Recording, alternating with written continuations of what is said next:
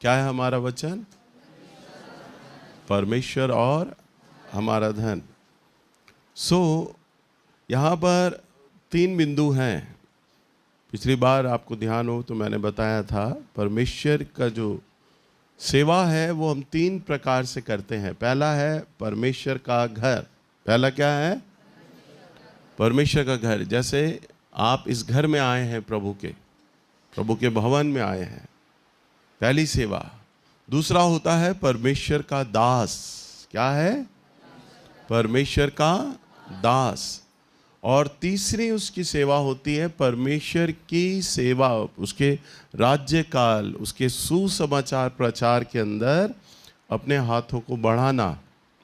जिस प्रकार से कई बार हम लोग बाहर सेवाएं देते हैं, या अभी आप लोगों के सामने लगातार अनाउंस हो रहा है कि जैसा प्रभु ने मुझे बोझ दिया है दिल्ली की जागृति के विषय में, सो हम लोग सभाएं करना शुरू कर रहे हैं।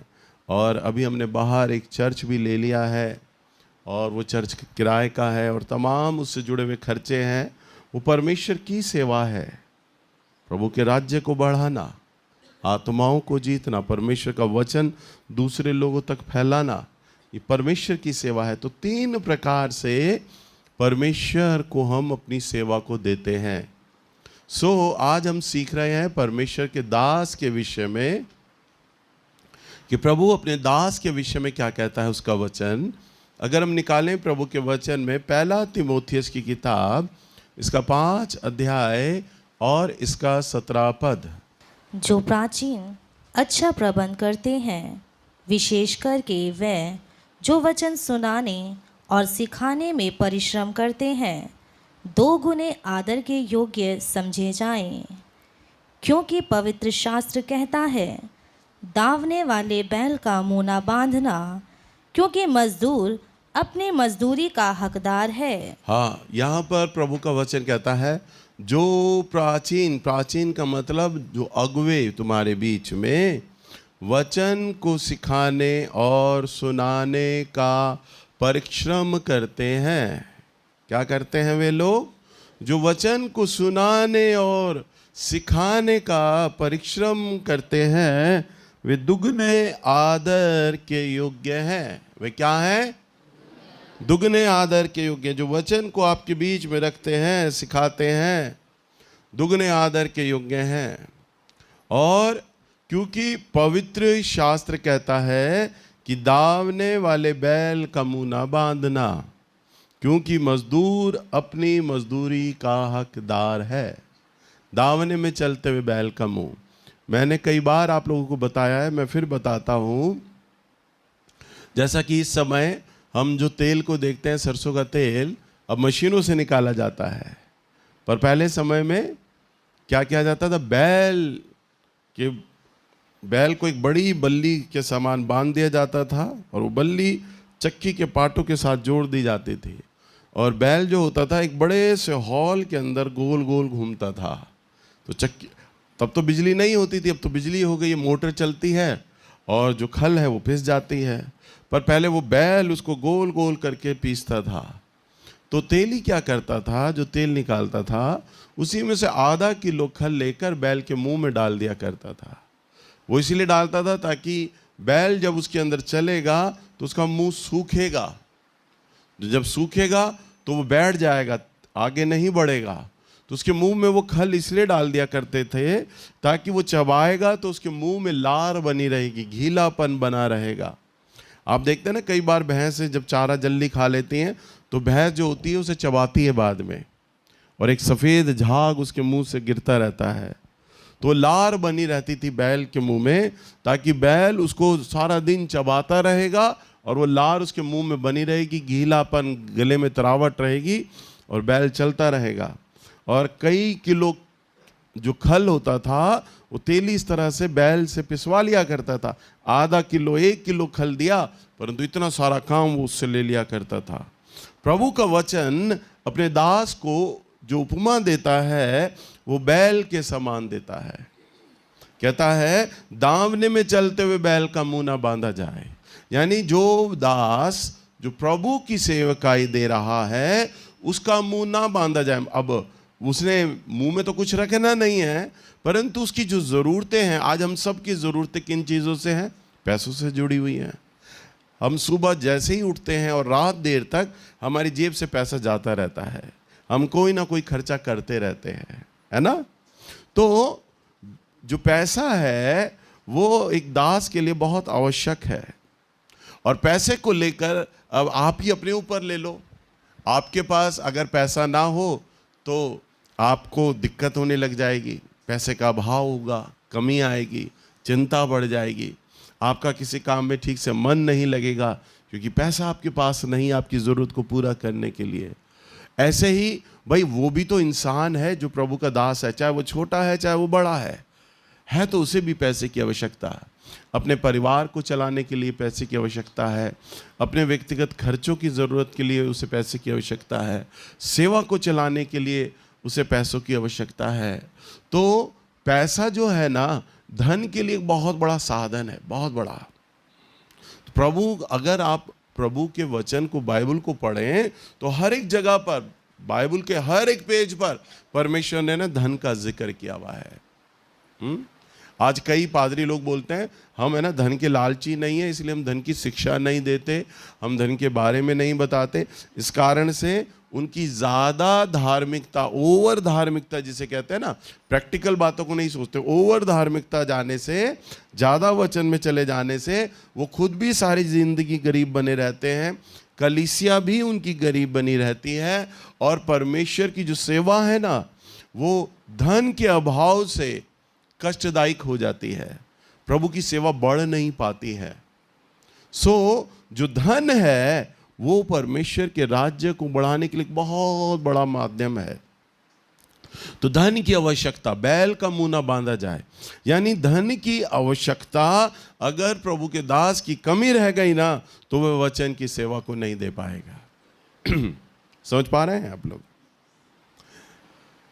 जब हम लोग पुराने गली में रहा करते थे 113 नंबर में, आज से करीब 4-5 साल पहले की बात है, ज़्यादा पुरानी भी बात नहीं मैं आपको बता रहा, 4-5 साल पहले की। मेरी पत्नी आएगी, आप उससे पूछ लीजिएगा। कई बार मेरे पास पैसों की इतनी तंगी हो जाती थी कि हम सुबह का नाश्ता भी है ना बड़ी मुश्किल से करते थे, सच बता रहा हूँ मैं। कई बार ऐसा होता था। और कई बार मैं चर्च में आया ना, बिल्कुल खाली जेब होती थी मेरी, नहीं होती थी। मुझे याद है, शान थोड़ा छोटा था, 5-6 साल पहले की बात है, मैं 113 गली में थे। सुबह के नाश्ते के वक्त के लिए पैसे भी नहीं थे, दूध लाने के लिए पैसे नहीं थे, ब्रेड लाने के लिए पैसे नहीं थे, तो शान ने अपनी गुल्लक तोड़ के उसमें से पैसे निकाल के दिए थे। मेरे बीच वाले बेटे ने वो पैसे निकाल के दिए थे।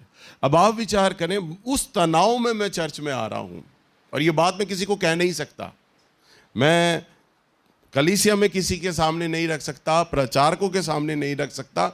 ये बात मैं इस समय आपको बता रहा हूं। वो क्यों बता रहा हूं? एक शिक्षा के तौर पे। अब आप विचार करें, मैं उस तनाव में आया हूं, दोपहर में क्या बनेगा?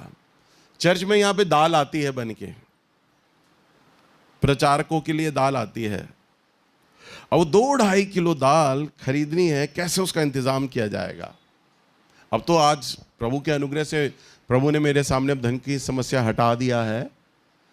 3-4 सालों में परमेश्वर ने, जब से मुझे कोविड हुआ था, प्रभु ने उथल पुथल कर दिया मेरे जीवन को। पर उससे पहले जब मैं 113 में था, बहुत ज़्यादा अभाव था, कमी थी, कई बार घटी हो जाती थी पैसे की। हमारा परिवार, हम किसी को बताते नहीं थे, प्रचारकों के सामने बताते नहीं थे, ताकि प्रचारक लोग उस चीज़ को गलत ना ले जाएं कि भैया का ये क्या मांगने का तरीका है, हमसे पैसा मांगने का। मैंने कभी किसी के सामने नहीं रखा। मैंने अपने भाई बहनों तक के सामने अपने परिवार की ज़रूरतें नहीं रखी। मेरी पत्नी कई बार बोलती थी, मिनी दीदी तो तुम्हारी सगी बहन है, वो दशमांश का देरी से आ रहा है, उसे बोल दो कि वो दशमांश दे दे तुम्हें टाइम से। उसका दशमांश 15-15 दिन लेट हो रहा होता था, मुझे बोलती थी वो कि उसे बोल दो कि वो दे देंगी तुम्हें। मैं कहता ना, मैं उसे नहीं बोलूँगा, भले ही वो मेरी बहन है, पर मेरी ज़रूरत तो मेरा परमेश्वर जानता है, वो उसे पूरा करेगा। मैं बहन को भी नहीं कहूँगा, मैं किसी को नहीं कहूँगा, प्रभु जानते हैं ज़रूरत। और मैंने कभी किसी को अपनी ज़रूरत नहीं बताई, पर परमेश्वर ने उन्हें पूरा किया। पर मैं आपको एक उदाहरण दे रहा हूं, आप विचार करें, मैं यहां आ रहा हूं, पैसे की चिंता है मेरे मन में और मुझे 3 सभाओं में प्रचार करना है। 3 सभाओं में प्रचार करना है। अब मन में तनाव है, जब नाश्ता ही ठीक से नहीं किया, घर में ठीक से नहीं थी, बच्चे की गुल्लक तोड़वाई, तो मन में एक बुझन थी कि अरे दोपहर में कैसे खाना बनेगा, चर्च में अभी खाना बन कर आएगा, कैसे वो दाल का इंतज़ाम होगा, कैसे वो सब्जी का इंतज़ाम होगा, वो तमाम बातों की चिंता है। पर भरोसा मुझे प्रभु पे, प्रभु करेंगे। पर तीनों सभाओं में मुझे प्रचार करना है। या ये वचन आता है, दावने में चलते हुए बैल का मुंह ना बांधा जाए। जहां भी अगर चिंता आई दिमाग में, उसी वक्त प्रभु का जो वचन है ना, जो परमेश्वर ने अपने दास को एक प्रकाशन के रूप में दिया है, वो थमने लग जाएगा, रुकने लग जाएगा। कई बार मैं अपने प्रचारकों को, अपनी क्वायर को मैं ये बात बोलता हूँ, बेटा तुम्हारा जो भी टैलेंट है, जो भी तुम्हारा वरदान है, अगर जरा भी तुम लोग स्टेज पर घबरा गए, देखकर, लोगों को देखकर डर गए, घबराहट आ गई, अरे नए लोग हैं, अरे बड़ा मंच है, अरे बड़ी भीड़ है, जहां देखकर डर गए, घबरा गए, तनाव आया ना, तुम्हारा अभिषेक तुरंत रुक जाएगा। वो पानी का ऐसा सोता है अभिषेक, जब तक विचार खाली हैं, अच्छे हैं, तंदुरुस्त हैं, आनंद है, अभिषेक खुलकर बहेगा। और जहां इसमें विचारों में तनाव आया, अभिषेक एकदम रुक जाएगा, क्योंकि सारी चीज विचारों से जुड़ी हुई है। आप समझ रहे हैं ना?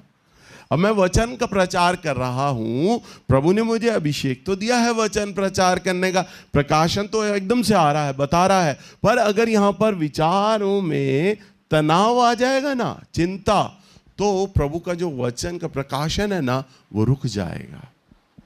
क्योंकि मेरे विचारों में क्या आ गया है? तनाव आ गया है, बोझ आ गया है। इसलिए मेरा प्रयास ये रहता है, मेरी कलीसिया में जितने भी प्रचारक लोग आते हैं, चाहे वो आराधक लोग हों, सेवा देने वाले लोग हों, मैं उन्हें दिल्ली शहर में अगर वो आ गए हैं ना, तो मैं उन्हें बटुए पे निगाह नहीं डालने देता। उनके बटुए पे मैंने जो भेंट अपना देना है या जो चर्च की तरफ से भेंट देना है, वो तो मैंने देना ही देना है, परंतु मैं उनकी ज़रूरतों को, छोटी छोटी ज़रूरतों पे मैं ध्यान दे रहा होता हूँ। इस समय इनको किस चीज़ की ज़रूरत है, मैं उनकी सारी ज़रूरतों को पूरा कर रहा होता हूँ। इसलिए नहीं कि वो मुझे आशीष दें या मेरी सेवा को आशीष दें, क्योंकि मैं भी प्रभु का एक दास हूँ, एक जन हूँ, मैं भी प्रभु की सेवा करता हूँ, वह भी परमेश्वर की सेवा करता है, तो वह मेरे भाई बहन है। जैसे मुझे दर्द होता है, ऐसे ही उन्हें होता है। आप समझ रहे हैं ना? तो दावने में चलते हुए बैल का मुंह ना बांधा जाए, उन्हें किसी बात की कोई कमी ना होनी पाए, उन्हें कोई घटी ना होनी पाए।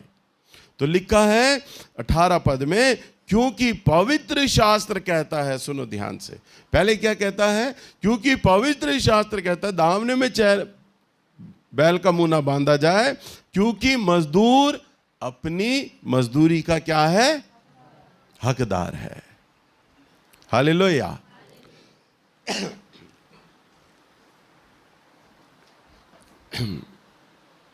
जो प्रभु का जन है ना, प्रभु अपने वचन में कहता है मजदूर है वो मेरा, और वो अपनी मजदूरी का हकदार है, मैं उसे मजदूरी दे दूंगा। प्रभु कहता है मैं उसे मजदूरी दे दूंगा। प्रभु के एक बहुत बड़े दास रहे थे, भाई दीनाकरण।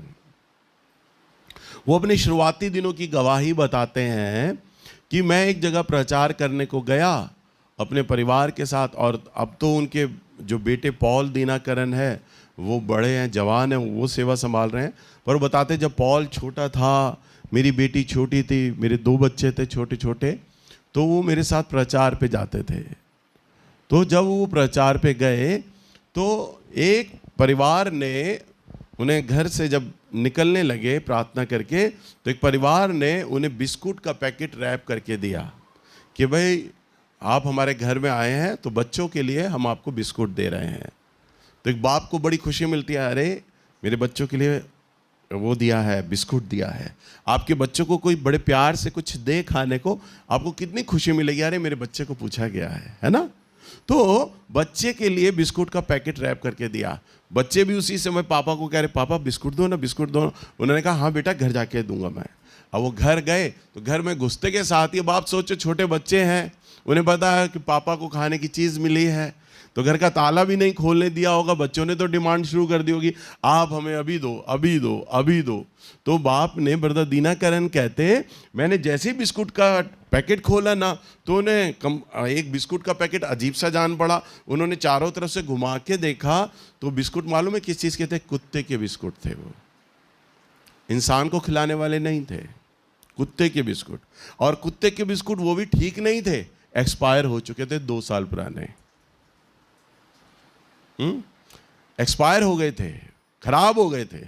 उस परिवार में कुत्ता पाला हुआ था, और कुत्ते का बिस्कुट जो अलमारी में रखा हुआ था, उस परिवार ने देखा, अरे ये पैकेट तो खराब हो गया है। उनका कुत्ता नहीं खाएगा, कुत्ता खाएगा तो बीमार हो जाएगा, पर हाँ प्रभु के दास को हम देंगे, दान में देंगे ना उसे। तो वो दान में उसको दे दिया गया। ज्यादातर परमेश्वर के दास लोगों के साथ, प्रभु के जनों के साथ ऐसा ही व्यवहार किया जाता है। तो कुत्ते का बिस्कुट दे दिया गया। अब वो परिवार क्या सोच रहा? हमारे आएंगे, हमारे को आशीष देंगे, प्रार्थना करेंगे, हमें आशीष भी मिल जाएगा, और आशीष के बदले हम कुत्ते का बिस्कुट जो एक्सपायर है वो हम दे देंगे। और वो दे दिया उन्होंने। सोचा प्रभु के दास है, उसे छल देंगे। अरे दान पे ही तो जीते हैं ये लोग, हम इन्हें जैसा मर्जी दे खाएंगे पिएंगे। परंतु वचन में लिखा है, दावने में चलते हुए बैल का मुंह न बांधना। एक बाप के अंदर से वो जो दर्द निकलेगा ना, वो पीड़ा निकलेगी, क्योंकि वह एक तो बाप है, साथ में प्रभु का दास है, अभिषिक्त है। उसके दर्द से वो पीड़ा निकलेगी। मेरे बच्चों के लिए कुत्ते के बिस्कुट उस परिवार ने दिए, वह आना एक श्राप में बदल जाती है। तब वो एक वो दर्द एक श्राप में बदल जाता है। वह जो परिवार आशीषें लेना चाह रहा था ना कुत्ते के बिस्कुट के बदले, वो श्राप में तब्दील हो जाएगी। और वो श्राप ऐसा हो जाता है, वह परिवार तो नाश होगा ही होगा, उसके आने वाली पीढ़ियां भी नाश होती चली जाएंगी, बंधन में चली जाएंगी बहुत बड़े। इसलिए सावधान, जब आप प्रभु के दास लोगों के संग सामने खड़े होते हैं, आपका बात करने का तरीका, उनसे व्यवहार करने का तरीका, उन्हें उपहार देने का तरीका बिल्कुल भिन्न होना चाहिए। सावधान, प्रभु के दास के पास जब आते हैं, जब एक अभिषिक्त दास है, आप समझ लीजिए ये परमेश्वर का एक चुना हुआ पात्र है। हम प्रभु के आगे आकर खड़े हो गए हैं। पुरानी सदी की कलीसिया, जिस समय कलीसिया प्रेरितों के चरणों में, वचन में हम देखते हैं प्रेरितों के चरणों में अपना सारा भाग ला ला कर उन्हें दे दिया करती थी, तब 2 पति पत्नी थे, उनका नाम हनन्याह और सफीरा था। प्रभु के दास के पास आकर कहते हैं, और वो कहते हैं आप प्रार्थना करें हमारा खेत बिक जाए, हमारा खेत बिक जाएगा, हम प्रभु की सेवा में वो सारा पैसा दे देंगे। पतरस ने उन्हें आशीर्वाद दिया, आशीष दी, जाओ तुम्हारा पैसा बड़े अच्छे दामों पे बिकेगा। और प्रभु के दास से उन्होंने आशीर्वाद लिया, और हुआ भी ऐसे ही। एक ग्राहक लगा, और उस ग्राहक ने जो मार्केट रेट था उससे भी ज्यादा उन्हें पैसा दे दिया। अब दोनों पति पत्नी, हनन्याह और सफीरा, उनके मन में लालच आ गया। उन्होंने कहा अरे हमारी भूमि जो है ना ज़्यादा बिक गई है। पतरस को तो नहीं पता इतना, पतरस को तो मार्केट रेट पता है, इतना मार्केट रेट है, तो हम मार्केट रेट के हिसाब से और से भी कम हम दे देंगे, और कहेंगे बड़ी खराब भूमि, बड़ा कम पैसा मिला है हमारी ज़मीन का। और जो प्रॉफिट था वो उन्होंने अपने घर के अलमारी में छुपा दिया। और आए किसके पास? पतरस के पास। पति आता है और पति कहता है लो प्रभु के दास, ये भेंट। अब पतरस प्रभु का अभिषिक्त दास है, पवित्र आत्मा बोल रहे हैं उसे, पतरस को। पतरस बोलता है ये जमीन क्या इतने की ही बिकी थी? सवाल कर रहा है। कौन कर रहा है? पतरस।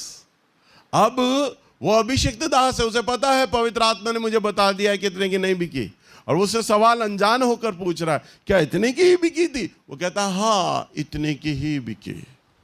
तो फिर पतरस को गुस्सा आ जाता, कहता है तूने क्यों मन बनाया कि तू प्रभु की आत्मा से झूठ बोले। और जैसे ही ये बोलता है उसके प्राण निकल जाते हैं और वो मर जाता है, गिर जाता है, वो मर गया।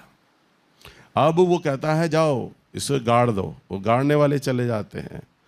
कुछ घंटों बाद उसकी बीवी आती है। बीवी को नहीं पता होता मेरा पति मर गया। पतरस उससे पूछता है भूमि क्या इतने की ही बिकी थी? वो कहती है हाँ, क्योंकि दोनों पति पत्नी ने प्लान किया होता है। वो कहती है हाँ इतने की बिकी थी। कहती सच बता तू। वो कहती मैं सच बताती हूँ, इतनी की ही बिकी थी। वो कहती देख तेरे पति के गाड़ने वालों की आहट सुनाई दे रही, वो ले आ गए तुझे भी गाड़ने के लिए। और वो पत्नी का भी दम वहीं पर निकल जाता है और मर जाती है। हालेलुया। जिस प्रभु को आप बड़ा सोचते हैं ना, बड़ा तरस खाने वाला परमेश्वर है, बड़ा प्रेमी परमेश्वर है। जैसा मर्जी प्रभु के साथ कर लो, प्रभु के जनों के साथ कर लो, कोई पूछने वाला नहीं। अरे वचन में लिखा है यहोवा के हाथ में पड़ना क्या ही भयानक बात है, भयानक बात है। एक बारी मेरे आत्मिक पिता भाई आमोस एक जगह सभा ले रहे थे। उन्होंने नए जूते खरीदे थे और वो नए जूते खरीदे, यूं ही चर्च में बाहर उतारे और प्रचार करने के लिए आ गए और प्रचार कर रहे। और कई बार हमारी कलीसिया में भी ऐसे ही हो जाता है, कई बार जूता चप्पल चोर आते हैं, वो चप्पल चुरा लेते हैं किसी की। और वो एक व्यक्ति आया, उसने नया जूता देखा, उसे मालूम था प्रभु के दास का जूता है ये। उसने कहा जूता तो बड़ा अच्छा है, ये मैं पहन लेता हूँ। उसने वो जूते में पैर डाले और रफू चक्कर। और उसने ट्रेन पकड़नी थी कहीं जाने की, उसने ट्रेन पकड़ी और ट्रेन में बैठा और निकल गया। उसे रास्ते में ही खून की उल्टियां होने लग गई, रास्ते में ही। जूता किसका पहना था भाई? वापिस आया, माफी मांगी प्रभु के दास से, और उल्टियां होती आ रही हैं, खून की उसे उल्टियां। आके माफी मांगी, भैया ने प्रभु से क्षमा मांगा, तब जाके उसकी उल्टियां थमी। यह है हमारा परमेश्वर, जिंदा परमेश्वर है वो। हालेलुया। इसलिए प्रभु के दास के संग जो आप व्यवहार कर रहे हैं, आप इसमें जागरूक हो जाएं। कल मैं एक चर्च में था, मुझे बड़ा गंदा लगा। वहां पर जो भेंट लिया जा रहा है ना, भेंट, पास्टर ने बोला अब हम भेंट लेंगे। तो उनके जो चर्च के बच्चे लेकर आए ना, मालूम है भेंट के लिए क्या लेके आए? डस्टबिन, कूड़े का डब्बा। बस कूड़े का डब्बा साफ था, नया कूड़े का डब्बा था वो डस्टबिन, कूड़े का डब्बा। और वो लिए फिर मैंने माथा पकड़ लिया। मैंने कहा वाह रे पादरी, और वाह रे तेरी कलीसिया। पैसा लिया जा रहा है। वो पादरी सोच रहा होगा बाल्टी भर पैसा आएगा, कूड़े का डब्बा। अरे प्रभु को दे रहे हो आप वो पैसा, और किसमें डाल के दे रहे हो? भेंट लेने वाला और देने वाला श्रापित हैं दोनों। आपको कोई कूड़े के डब्बे में पैसा डाल के दे तो लोगे? आपकी तनख्वाह, आपका पैसा कोई कूड़े के डब्बे में डाल, साफ ही कूड़े का डब्बा हो भले, आपको दे, आपको कैसा लगेगा? अरे वो प्रभु के लिए जा रहा है, प्रभु के लिए दिया जा रहा है।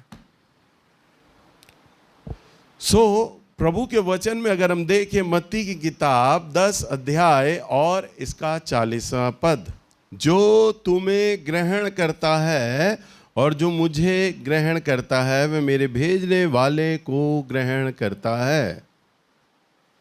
जो तुम्हें ग्रहण करता है, प्रभु कहता है, वो मुझे ग्रहण कर रहा है।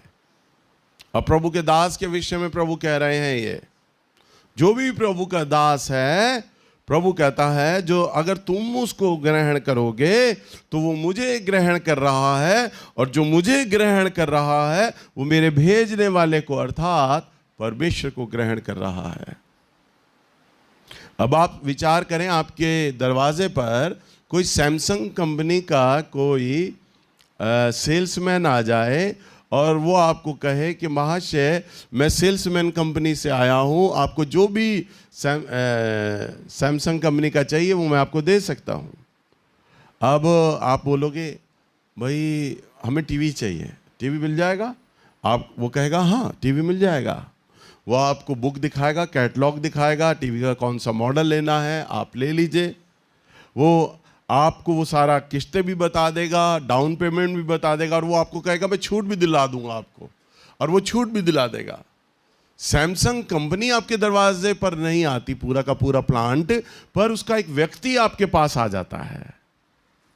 आप सैमसंग कंपनी का इलेक्ट्रॉनिक का आइटम ले लो, चाहे टीवी सिस्टम ले लो, चाहे मोबाइल्स ले लो। अब सैमसंग कंपनी का एक आदमी आया है और वो आपको सैमसंग कंपनी का सारा आपको प्रोडक्ट आपको दिला सकता है, डिस्काउंट पे दिला सकता है, किस्तों में दिला सकता है वो। पर सैमसंग कंपनी ने उसे अपॉइंट किया, एथोराइज किया है। खुद सैमसंग कंपनी, यूं मान के चलो अगर वो सेल्समैन दरवाजे पर आ गया है ना, तो यूं समझ के चलो पूरा का पूरा सैमसंग कंपनी का एम्पायर आपके दरवाजे पर आ गया है। समझ पा रहे हो आप लोग? अब इतना बड़ा प्लांट है, इतना बड़ा उसकी फैक्ट्रियां हैं, वो तो आपके दरवाजे नहीं आ सकती, पर उनकी तरफ से एक आदमी आता है ना, तो पूरा का पूरा एम्पायर उसका आपके दरवाजे पर आकर खड़ा हो गया है। हालेलुया। जो तुम्हें ग्रहण करता है वह मुझे ग्रहण करता है। अगर आपने प्रभु के दास को ग्रहण किया ना, तो पूरा स्वर्ग समझ लो आपके दरवाजे पर आकर खड़ा हो गया है। हालेलुया। आपको क्या चाहिए स्वर्ग से? स्वर्ग से आपको क्या चाहिए?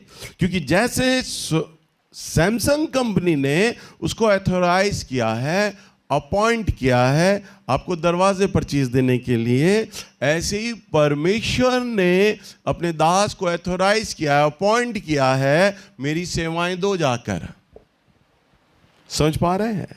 जो तुम्हें ग्रहण करेगा वह मुझे ग्रहण करेगा। अगर आपने प्रभु के दास को ग्रहण कर लिया तो स्वर्ग को ग्रहण कर लिया, प्रभु को ग्रहण कर लिया। अगर आपने उसे नकार दिया और सोचे कि मुझे परमेश्वर मिल जाए या मुझे स्वर्ग मिल जाए, तो नहीं मिलेगा, क्योंकि वो तो आया ही उसकी ओर से था आपके पास और आपने उसे नकार दिया। सुवचन में लिखा है 41वें पद में, जो भविष्यवक्ता को भविष्यवक्ता जानकर ग्रहण करे वह भविष्यवक्ता का प्रतिफल पाएगा। हालेलुया। आपको मालूम होना चाहिए सामने वाला जो व्यक्ति है जिससे आप व्यवहार कर रहे हैं, इसके ऊपर किस प्रकार का अभिषेक है, किस प्रकार की बुलाहट है, कैसा अभिषेक है इसके पास। आपको मालूम है मेरे पास कौन सा अभिषेक है, क्या बुलाहट है? पता है आपको? प्रेरित का है। अब जो मुझे ग्रहण करेगा वो प्रेरित का प्रतिफल पाएगा। जो भविष्यवक्ता को भविष्यवक्ता जानकर ग्रहण करेगा वह भविष्यवक्ता का प्रतिफल पाएगा। प्रभु ने बुलाहटों का अलग अलग आयाम बनाया है। 5 प्रकार की बुलाहटें हैं। 5 प्रकार की बुलाहटों में एक भविष्यवक्ता और प्रेरित, दोनों बहुत मोस्ट बड़ी बुलाहट हैं, बहुत बड़ी बुलाहट। पर प्रेरित एक ऐसी बुलाहट, एक यूनिक बुलाहट है। भविष्यवक्ता का काम भविष्यवक्ता कर सकता है, पर प्रेरित जो है ना, प्रेरित वन मैन आर्मी होता, सारे काम वो कर लेगा। वो अपने आप में प्रेरित भी होता है, अपने आप में भविष्यवक्ता भी होता है, अपने आप में प्रचारक भी होता है, अपने आप में पास्टर भी होता है, अपने आप में शिक्षक भी होता है। सब कुछ वही होता है। हालेलुया। प्रभु ने मुझे जो प्रेरित बनाया है ना, मुझे कहते हुए अच्छा नहीं लगता, एक तरह का वन मैन आर्मी है। वो सब कुछ खुद कर लेगा, सब प्रकार का बुलाहट और सब प्रकार का अभिषेक होता है। सबसे सीनियर बुलाहट होता है तो प्रेरित का है, और उसके इक्वल बिल्कुल जस्ट बस 20 और 19 का फर्क है, फिर भविष्यवक्ता आ जाता है। तो वचन में लिखा है सामने वाले की आपको बुलाहट का जानना जरूरी है, सामने वाले की किस प्रकार की बुलाहट है और आप उसे कैसे ग्रहण कर रहे हैं, तब आपको उसका प्रतिफल मिलेगा। जो भविष्यवक्ता को भविष्यवक्ता जानकर ग्रहण करेगा, जानकर आपको उसका बुलाहट पता हो, उसका अभिषेक पता हो, भाई ये नहीं पता हो हाँ ये आदमी है जी, ये औरत है, बस ना, बुलाहट पता होना चाहिए। अभिषेक पता होना चाहिए, और वह जानकर आप ग्रहण करोगे तो आपको वह प्रतिफल मिलेगा। वो प्रतिफल मिलेगा, अरे इसने प्रेरित की सेवा की थी, इसने भविष्यवक्ता की सेवा की थी। तो लिखा है, और जो धर्मी को धर्मी जानकर ग्रहण करता है, जो धर्मी को, आप कलीसिया में किसी व्यक्ति की सेवा करते हैं, भले ही अभी वो पास्टर नहीं है, भले ही वो भविष्यवक्ता नहीं है, भले ही अभी प्रचार नहीं करता, परंतु प्रभु का डर मानने वाला व्यक्ति है, धर्मी है, और आप उसे चाय पिलाते हैं, खाना खिलाते हैं, या उसके प्रति कोई सेवा देते हैं, तो वह धर्मी की सेवा का प्रतिफल आपको मिलेगा। और लिखा है, और जो कोई इन छोटों में से छोटों को चेला जानकर, अब जो बेचारे जो बच्चे ऐसे हैं जो जिनका नाम नहीं है, क्वायर में नहीं खड़े होते, पास्टर नहीं है, प्रचारक नहीं है, कलीसिया में जो बहनें भाई झाड़ू लगा रहे हैं, जो पोछा लगा रहे हैं, जो बर्तन साफ कर रहे हैं, जो दीवारें साफ करते हैं, जो पंखे साफ करते हैं, जिनकी शक्लें आपको नहीं पता, नाम नहीं पता, वचन में लिखा छोटा सा छोटा। प्रभु ने अपने किसी भी दास को नहीं छोड़ा, बड़े से बड़े दास को भी, धर्मियों को भी और छोटों को भी। कहता है जो छोटों में से छोटे को चेला जानकर, चेला जानकर अब एक कटोरा ठंडा जल पिला दे। क्या कर दे? पानी की तो आज भी कीमत नहीं है, चलो अब थोड़ी बहुत हो गई तो हो गई, 2000 साल पहले तो वो भी कीमत नहीं थी, बिल्कुल मुफ्त की चीज। प्रभु उसकी उपमा देते हैं, अगर मुफ्त की चीज उसको दे दोगे ना, तो मैं तुमसे सच सच कहता हूं वह अपना प्रतिफल किसी रीति से न गवाएगा। हालेलुया। यानी स्वर्ग के अकाउंट में वो चीज लिख लिया गया है। प्रभु के इस जन के साथ इस व्यक्ति ने यह व्यवहार किया था, एक कटोरा ठंडा जल पिलाया था। अब आप विचार करें, जब आपके एक कटोरे ठंडे जल को प्रभु गिन रहा है, चाहे भविष्यवक्ता को पिला रहे हैं, प्रेरित को पिला रहे हैं, पास्टर को पिला रहे हैं, धर्मी को पिला रहे हैं, छोटे से छोटे जन को पिला रहे हैं, जब वो प्रतिफल लिखता है, वो लिख लिया है, गवाएगा नहीं है, वो उसका रिजल्ट उसको मिलेगा।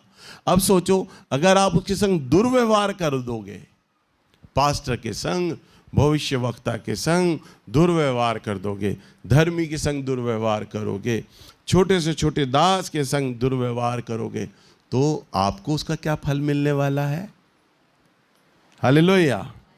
समझ पा रहे हैं? तो आपके जीवन पर नाना प्रकार की बंधुआई और श्राप आ जाएंगे अगर आपने दुर्व्यवहार किया।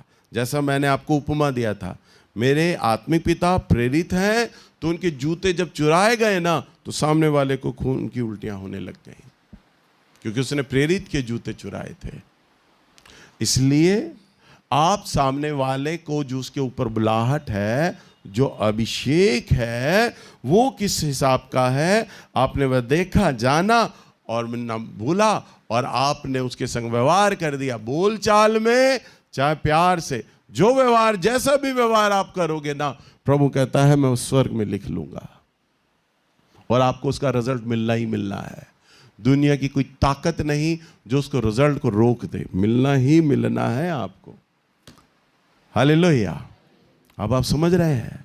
इसलिए जो आप सेवाएं देते हैं परमेश्वर के दासों के प्रति, परमेश्वर के संतों के प्रति, वे प्रतिफल के रूप में आपके जीवन पर आती हैं। ना केवल दशमांश, ना केवल भेंटे, आप जैसी भी प्रकार की आप उनके प्रति सेवाएं देते हैं, वे सेवाएं आपके जीवन पर आने लग जाती हैं। हमारी कलीसिया में हमारे एक प्रचारक भाई हैं, भाई संजय। एक परिवार ने मुझे राशन भिजवाया, और भाई संजय के बच्चे उस समय बीमार रहा करते थे, तो भाई ने अपने डॉक्टर को भी दिखाया, डॉक्टर भी भाई के बच्चों को ठीक नहीं कर पा रहे, और भाई के बच्चे काफ़ी हफ्तों से बीमार चले आ रहे थे। और भाई के मन में हुआ कि वो उस परिवार जो मुझे राशन भिजवा रहा है ना, उसमें मिलाकर वो थोड़ा राशन मेरे लिए भी भिजवा दें। और भाई ने मेरे परिवार के लिए वो राशन भिजवा दिया। अब आप विचार करें, क्या किया? राशन भिजवा दिया और राशन मेरे घर में आ गया। भले ही मैंने खाया नहीं, डब्बों में रखा है, पर संजय है, आप पूछ लेना, नीचे मिलेंगे आपको। पर उनके बच्चे प्रभु ने ठीक कर दिए। मुझे नहीं मालूम कि संजय ने भिजवाए हैं वो राशन, मुझे नहीं मालूम, संजय को मालूम है। पर जब संजय ने चर्च में ये बात की गवाही दी कि परिवार था वो राशन भिजवा रहा था और मैंने भी उसमें राशन में मिलाकर अपने पैसे भैया के राशन में भिजवा दिए, तो मेरे बच्चे अपने आप ठीक हो गए। मुझे डॉक्टरों के पास नहीं जाना पड़ा। जो डॉक्टर मेरे बच्चों को नहीं ठीक कर पा रहे थे, भैया से मैंने प्रार्थना नहीं कराया, भैया को मैंने बताया नहीं, पर वो ठीक हो गए। बताइए। उसके बाद से संजय भाई ने नियम बना लिया, वो कुछ राशन मुझे हर महीना भिजाते हैं। इसलिए नहीं कि मेरे बच्चे ठीक हुए थे या मेरे बच्चे ठीक रहे या मेरे घर पर आशीष बना रहे, वह इस आत्मिक नियम को जान गए, पहचान गए कि मैंने जब एक प्रेरित का आदर किया, प्रेरित का ऑनर किया, तो प्रभु ने बिना जाने, मैंने बिना बताए, प्रार्थना भी नहीं कराया और मेरे बच्चे को चंगा कर दिया। प्रभु का वचन देखो कितना सटीक है। जो तुम्हें ग्रहण करता है, मैं तुमसे सच सच कहता हूं, वह उसका प्रतिफल किसी रीति से न गवाएगा। हालेलुया। आप सबको जय मसीह की।